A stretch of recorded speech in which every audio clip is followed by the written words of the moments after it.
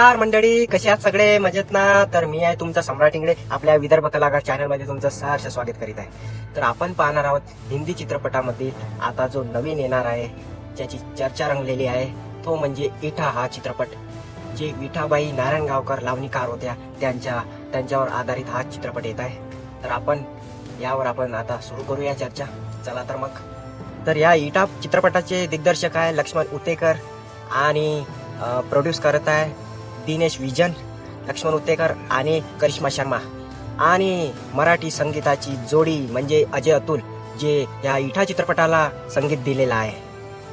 आणि मॅडॉक फिल्म म्हणून हे जे प्रोडक्शन आहे यामध्ये त्यांनी इन्व्हेस्टमेंट केलेलं आहे आणि या चित्रपटाला समोर नेण्याचं काम केलं आहे. महाराष्ट्रातील अत्यंत लोकप्रिय आणि दिग्गज लावणी तमाशा कलाकार विठाबाई नारायणगावकर, जो इठा हा चित्रपट हिंदीमध्ये येत आहे, जे लक्ष्मण उतेकर याचं दिग्दर्शक करत आहे.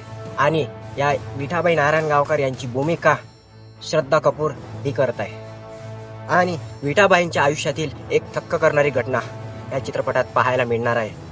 9 महिन्यांच्या गरोदर असताना त्या स्टेजवर तमाशा सादर करीत होत्या आणि तमाशा सादर करीत असताना त्यांना प्रसूती कळा आला आणि मुलाला जन्म दिला आणि स्वतःच दगडाने ठेचून हे नाळ तोडून टाकले आणि नंतर पुन्हा तयार करून स्वतःला पुन्हा त्या तमाशा सादर करायला स्टेजवर निघाल्या.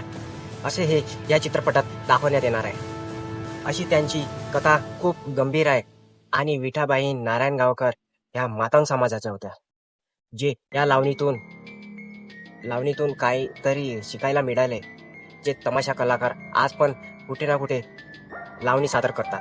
तर विठाबाई नारायणगावकर यांच्या आयुष्यावर हा चित्रपट येत आहे आणि येत्या ऑगस्ट महिन्यात रिलीज होणार आहे आपल्या जवळच्या चित्रपटगृहात.